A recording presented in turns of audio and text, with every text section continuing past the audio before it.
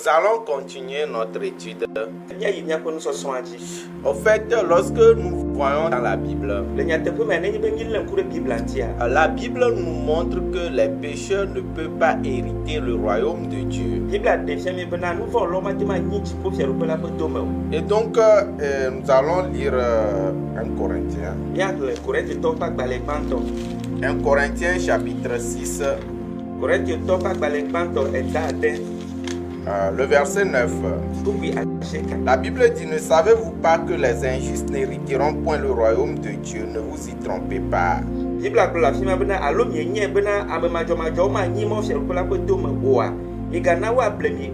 Donc selon la parole, les injustes ne vont pas hériter le royaume des cieux. Le problème, c'est que les gens vont à l'église, mais ils savent pertinemment qu'ils ne sont pas justes. Et ils se disent quoi? Ils sont des injustes, des pécheurs. Mais ils se disent que non, peut-être à leur mort, Dieu va les accorder la grâce, ils vont entrer au ciel.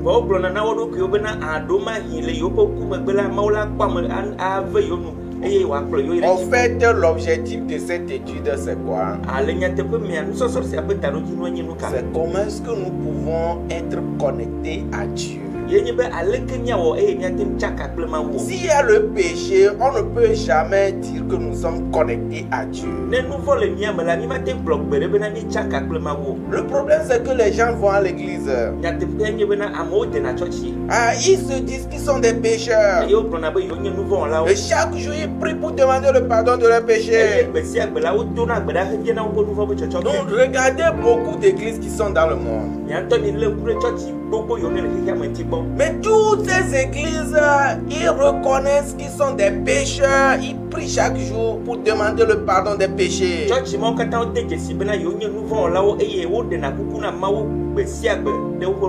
Mais quand même, il n'y a personne dans ce monde qui ne sait pas que les pécheurs vont aller. Mais quand même, il n'y a personne dans ce monde qui ne sait pas que les pécheurs vont aller en enfer. Mais les gens, le problème c'est que les gens ne savent pas comment est-ce qu'ils seront affranchis du péché. À travers l'objectif de ces études, c'est comment nous sommes affranchis du péché.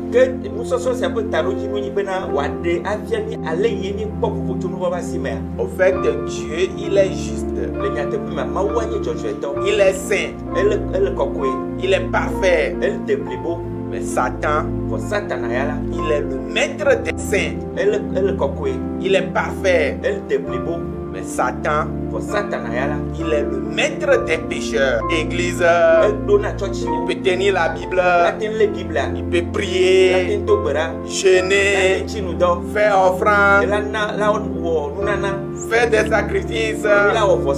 Mais ce que Satan ne peut pas faire, c'est de nous affranchir du péché. Ce que Satan ne va pas vouloir, c'est que vous soyez affranchis du péché. Donc c'est pourquoi il fait tout pour empêcher la voie par laquelle l'homme serait affranchi du péché.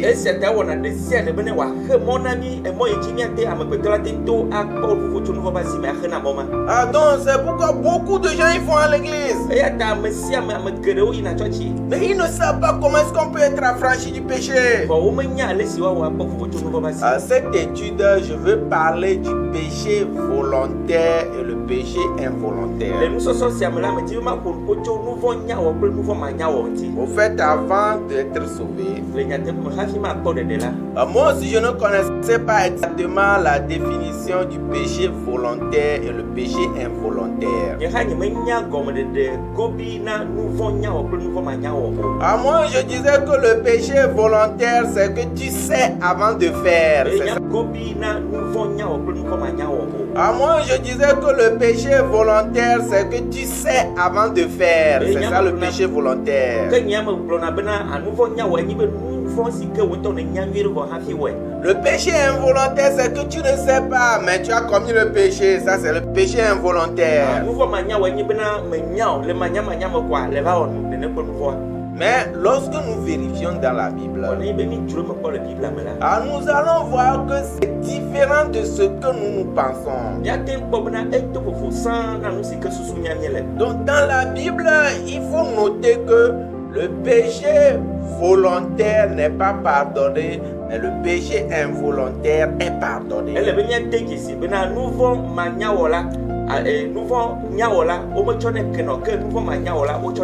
Donc remarquez, vous pouvez voir cela dans le livre de Lévitique. Donc Lévitique chapitre 4, le verset 2 nous dit ceci.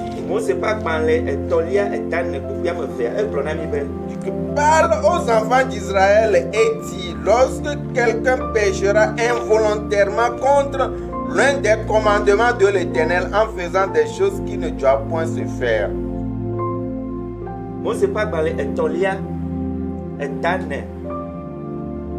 Lévitique chapitre 4, le verset 2.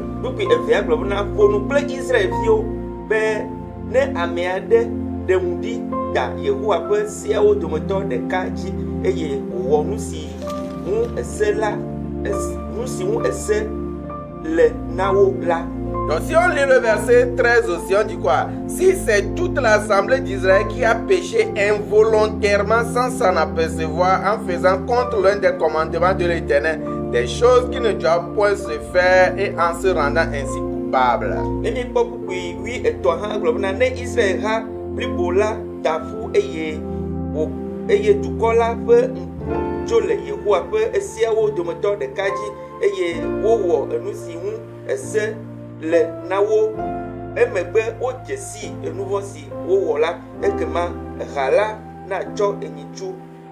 Donc, quand nous voyons Lévitique chapitre 4, le verset 27 aussi, on dit quoi? Si c'est quelqu'un du peuple qui a péché involontairement en faisant contre l'un des commandements de l'Éternel des choses qui ne doivent point se faire et en se rendant ainsi coupable.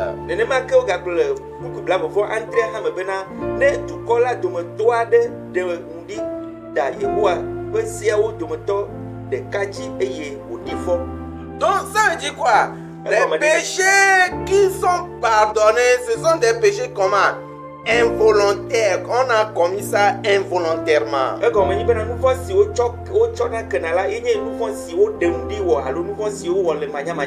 Alors, quand on a commis le péché de façon involontaire, alors on doit faire le sacrifice. À travers le sacrifice de l'animal, les péchés là sont pardonnés. Ce n'est pas le fait de demander le pardon qui pardonne nos péchés. Mais c'est le sacrifice des animaux à travers cela qu'on reçoit le pardon des péchés. Alors nous allons imaginer. Donc dans la Bible, il y a certaines personnes. Par exemple, lorsque nous prenons Judas Iscariote, Judas Iscariote a vendu Jésus. Est-ce que nous allons dire que c'est péché volontaire ou bien péché involontaire? Donc quand nous voyons Judas Iscariote avant même qu'il ne fasse ou bien péché involontaire. Donc quand nous voyons Judas Iscariote avant même qu'il ne vende Jésus, Jésus lui avait dit quoi? Judas, tu vas me vendre.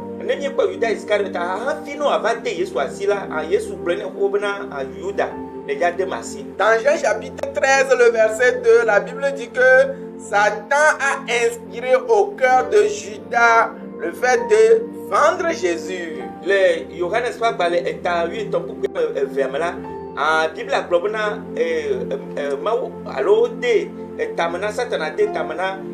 Judas bena wa sa Yesu Christ. Donc ça veut dire quoi? C'est Satan qui a inspiré au cœur de Judas de vendre Jésus.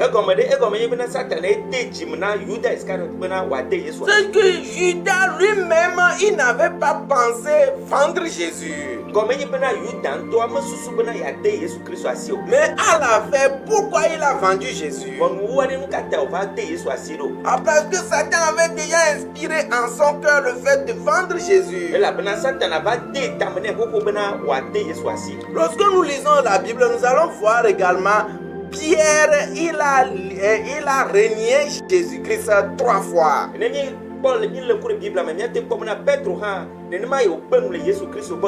avant le reniement de Pierre, Jésus-Christ avait déjà dit à Pierre, Pierre, tu vas me renier 3 fois. Et Pierre lui-même, il a refusé. Ah non, comment je vais te renier? Je ne peux jamais te renier. Mais finalement, nous allons voir que Pierre a fini par renier Jésus-Christ. Ça veut dire que ce n'était pas un programme de Pierre lui-même. Donc ça veut dire quoi? Le fait de renier Jésus-Christ, c'est un péché involontaire.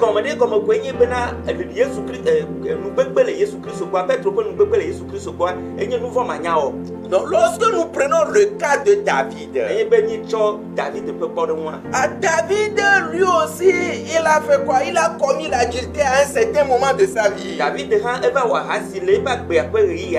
Donc quand il a commis l'adultère, parce qu'il sait que l'adultère se serait révélé, alors finalement il a fait tuer le mari de la femme. Donc nous allons voir, est-ce que le péché de David là, c'est un péché volontaire ou bien involontaire? Est-ce que David ne savait pas que commettre l'adultère, ce n'est pas bon? Mais pourquoi il a commis l'adultère? Est-ce que David ne savait pas que commettre un meurtre, ce n'est pas bon? Mais à la fin, il a commis le meurtre.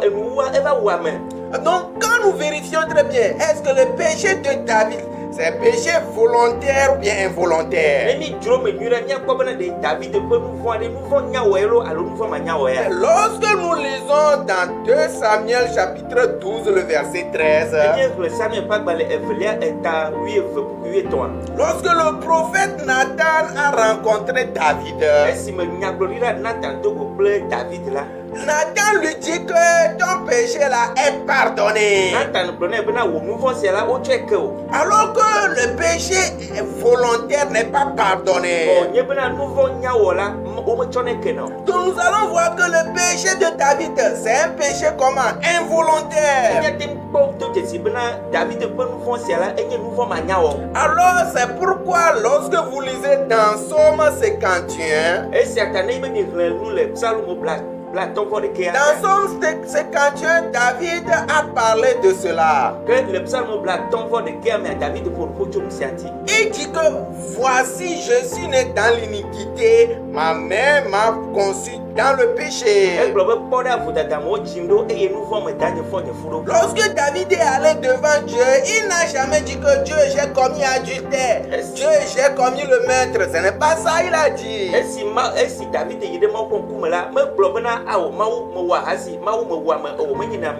Mais il a dit que voici, je suis né dans l'iniquité, ma mère m'a conçu dans le péché.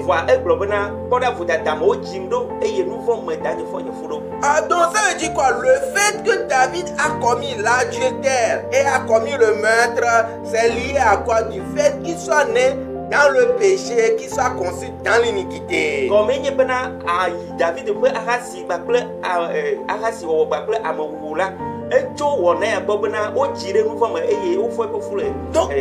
quand nous voyons, nous tous, nous sommes nés d'Adam.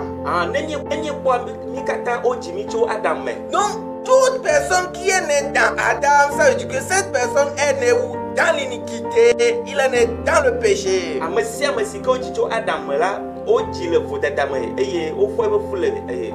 Maintenant, quelqu'un qui est né dans le péché, est-ce que la personne commettra le péché volontairement ou bien involontairement? Commettra le péché volontairement ou bien involontairement?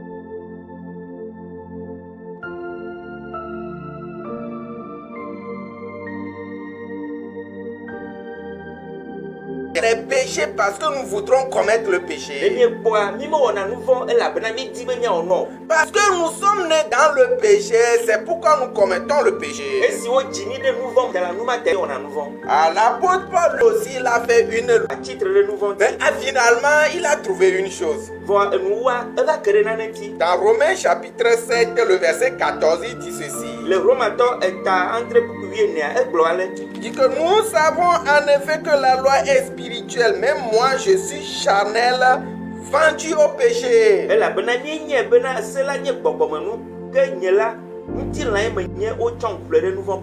Donc il dit que lui, il est charnel. Il est vendu au péché. Mais la loi est spirituelle. Le verset 15 dit, car je ne sais pas ce que je fais, je ne fais point ce que je veux et je fais ce que je hais.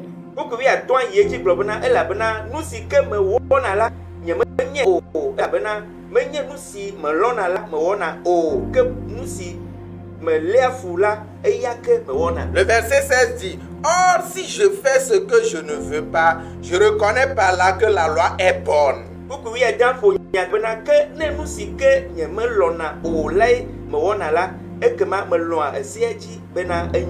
Le verset 17 dit, et maintenant ce n'est plus moi qui le fais, mais c'est le péché qui habite en moi.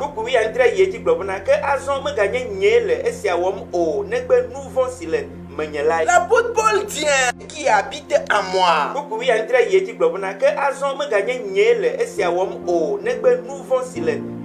L'apôtre Paul dit, ce n'est pas un féticheur qui dit, ce n'est pas quelqu'un qui ne va pas à l'église qui est en train de parler. C'est l'apôtre Paul qui est en train de parler. Il dit que si je pêche, ce n'est pas moi qui le fais. Il dit que si je pêche, ce n'est pas moi qui le fais. C'est le péché qui habite en moi. Ça veut dire que qui est-ce qui est en train de commettre le péché? Ce n'est pas nous-mêmes. C'est le péché qui commet le péché. Le péché qui est dans notre chair là, c'est ça qui commet le péché. C'est pourquoi même si tu ne veux pas pécher, comme le péché est caché dans notre chair, la chair est toujours orientée vers quoi? Le fait de commettre le péché. Donc pourquoi? Parce que dans notre chair, il y a le péché. Donc s'il y a le péché dans notre chair, donc même si tu ne veux pas commettre le péché, la chair te pousse vers le péché. Donc ça veut dire quoi? Ce n'est plus nous qui commettons le péché. Il y a quelque chose en nous qui nous conduit à commettre le péché. Donc ça veut dire quoi? Le fait d'être pécheur ne dépend pas de nous. Donc il n'y a aucun péché que nous allons commettre dans ce monde dire que c'est un péché volontaire. Jésus-Christ, il a été battu. Les soldats, ils se sont moqués de lui. Les soldats, ils ont déchiré ses vêtements. Finalement, ils ont mis la couronne d'épines. Ils se sont moqués de Jésus. Si tu es le fils de Dieu vraiment, sauve-toi toi-même et sauve-nous. À la fin, ils ont fini par crucifier Jésus-Christ. Donc quand ils ont crucifié Jésus-Christ, lorsque Jésus-Christ a ouvert la bouche, il a dit, Père, pardonne-leur, car ils ne savent pas ce qu'ils font. Chers auditeurs, les soldats qui sont en train de battre Jésus, ils se sont moqués de Jésus. Ils l'ont crucifié à la croix. Ils ne savent pas ce qu'ils font. Alors, quand Jésus-Christ a ouvert la bouche, il dit, Père, pardonne-leur, car ils ne savent pas ce qu'ils font. Ça veut dire quoi? Tous les péchés que nous sommes en train de commettre dans ce monde, ce sont des péchés involontaires. Pourquoi? Le fait que nous commettons des péchés ne dépend pas de nous. C'est le fait que nous soyons nés dans le péché. C'est pourquoi nous commettons des péchés. Alors, ils pouvaient comprendre exactement comment est-ce qu'on s'affranchit du péché. On ne s'affranchit pas du péché à travers une lutte. On s'affranchit du péché en croyant au sang que Jésus-Christ a versé pour nous. Parce que le fait de commettre le péché ne dépend pas de toi. Dans Romains chapitre 5, le verset 12, la Bible dit, c'est pourquoi comme par un seul homme le péché est entré dans le monde, et par le péché la mort, qu'ainsi la mort s'est étendue sur tous les hommes parce que tous ont péché. La Bible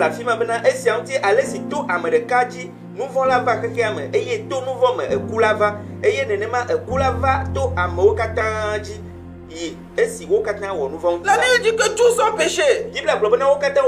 Sans connaître comment tu as vécu, la Bible même a déjà déclaré que tous ont péché.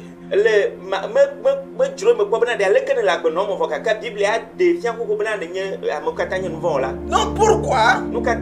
Parce que nous sommes nés dans le péché. Nous ne commettons pas les péchés parce que nous voudrons commettre le péché. Il faut remarquer, est-ce qu'il y a quelqu'un qui se lève qui dit que non, aujourd'hui je vais pécher comme je veux? Non,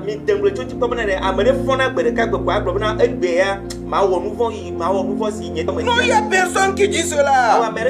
Même si nous décidons bien vivre, le fait que nous commettons des péchés ne dépend pas de nous. Même si quelqu'un dit non, oh, je vais pécher comme je veux, ça dit quoi? On dira que quoi? Non, ce n'est pas lui-même qui est en train de dire ça.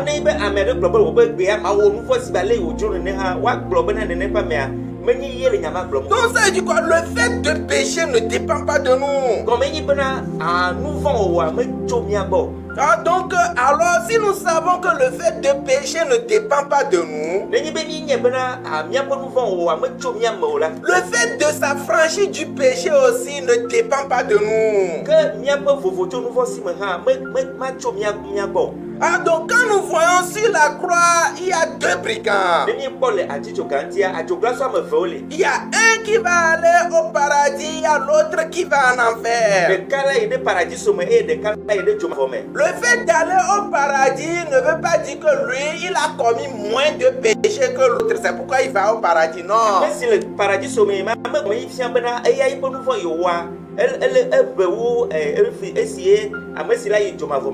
On ne dira pas que non, comme l'autre il a commis moins de péchés, c'est pourquoi il va au paradis. L'autre il a commis beaucoup plus de péchés, c'est pourquoi il va en enfer. Non, ce n'est pas ça.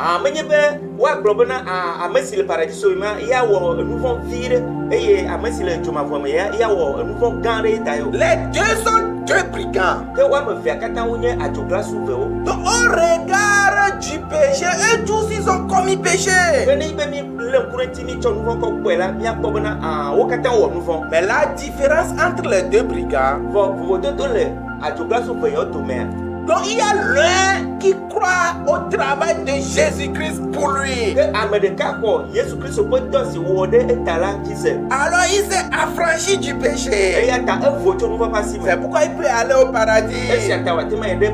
L'autre ne croit pas au travail de Jésus-Christ. Donc c'est pourquoi il ne peut pas aller au ciel. Chers frères et sœurs, vous devez être affranchis du péché pour aller au ciel. Être affranchi du péché, ce n'est pas une lutte qui dépend de toi. Pourquoi? Parce que nous commettons le péché involontairement. Donc même si tu as décidé, tu ne peux pas bien vivre. Péché involontairement. Donc même si tu as décidé, tu ne peux pas bien vivre. Péché involontairement.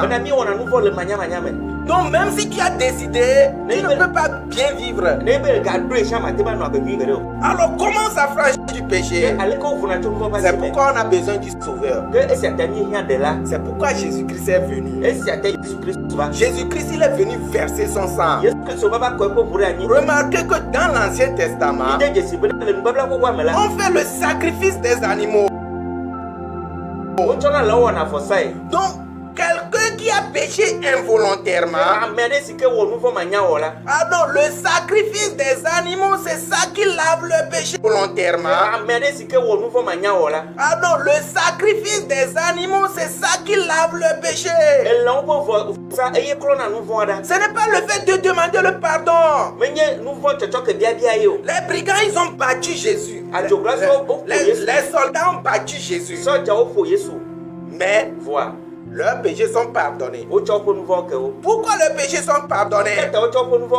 Ce n'est pas qu'ils ont demandé pardon à oh Seigneur Jésus, ce que nous avons fait là, pardonne-nous. Ce n'est pas ça. Non.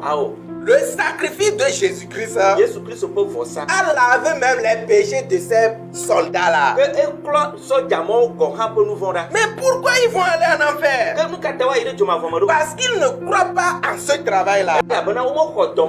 Beaucoup de gens vont à l'église et ils ne croient pas que Jésus-Christ est mort pour leurs péchés. La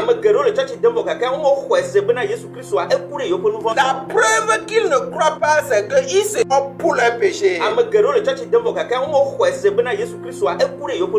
preuve qu'ils ne croient pas, c'est qu'ils se disent encore comment? Pécheurs. Les pécheurs vont aller où? En enfer. Nous ne sommes pas pécheurs parce que nous commettons des péchés. Le sang de Jésus est versé pour laver parfaitement tous nos péchés. Si tu es en train de m'écouter, il faut dire Amen. Le sang m'a lavé. Nous chantons auparavant comme ça. Lave dans le sang de l'agneau. Mon cœur est plus blanc que la neige. Mon frère, ma soeur, tu es blanc, plus blanc que la neige. Le sang de Jésus t'a lavé. Tu es blanc, plus blanc que la neige. Le sang de Jésus t'a lavé. Alors tu es blanc, plus blanc que la neige. Le sang de Jésus t'a lavé. Alors tu es plus blanc que la neige. Il ne faut plus confesser que tu es pécheur.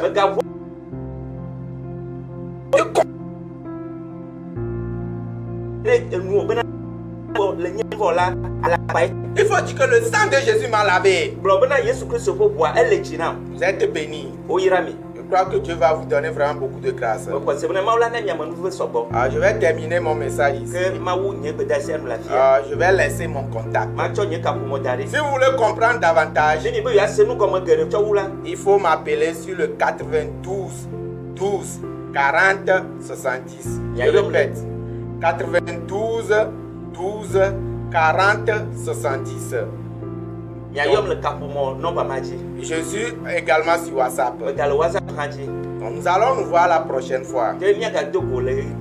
Que Dieu vous bénisse Maone Irani. et qui vous accorde sa grâce.